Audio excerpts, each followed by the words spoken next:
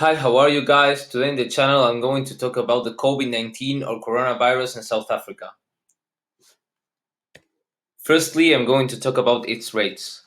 Well, approximately there are 10,015 cases of coronavirus confirmed, 4,173 people recovered from the virus, and 194 people who died. Secondly, I'm going to give a brief explanation of how society is managing these uncertain times. In a country with so much economic inequality, it is impossible that the poorest population is not the most disadvantaged.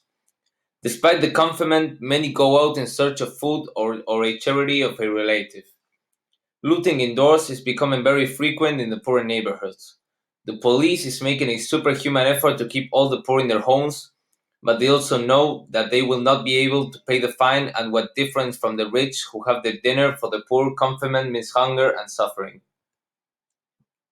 The poorest population makes a strong accusation against the government, alleging that they only care about people with money. The government is holding all the homeless together behind bars as if they were animals to respect quarantine like the rest of the country. Many of them are suffering from abstinence since they are drug addicts and don't have any access to the drug. These spaces are also full of criminals and put the rest of the group in danger. A woman named Marion Ramsey, who owns a restaurant as a family business, is seeing all her money buying food for cooking for the needy. The demand is huge, and this business is not going to be sustainable for long.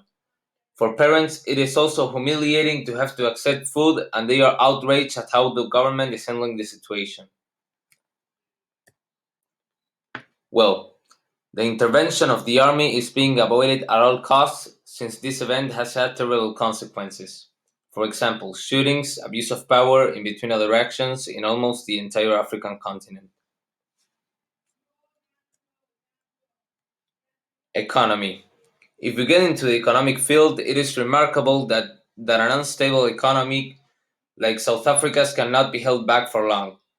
The pandemic will impact the business of the rich, who are the ones who mostly keep the economy going, but they will mostly be able to recompose their economic status because of the remaining money which they can reinvest. But many small entrepreneurs which don't have any remaining money and live on the edge, the lockdown is being catastrophic. For example, an entrepreneur has a certain amount of capital and he invests it on creating a green grocery shop. He buys the grocery store for $1,000. He buys as well 100 boxes of vegetables for $100 and then sell them for $150. The $50 that he gains are gonna be used to feed himself, his family, buy the next boxes of fruit, and pay taxes.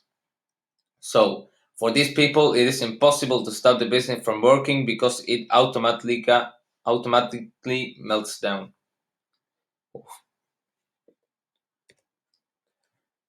Faced with the catastrophe, politics cannot be at peace. So much fuss, many politicians are offering ideas to improve the situation, but the real problem comes when you have to come to terms with these ideas. This is because it is very difficult to find a solution that is beneficial to the entire population, which makes it very difficult for the president to take a decision. In recent days, a question has been going around in the national media.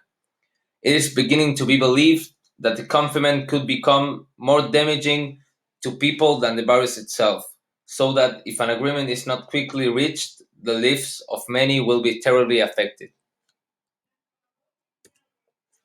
Thank you very much for watching. If you wanna learn further informations about COVID-19, you can follow me on Twitter, Instagram, and my YouTube channel.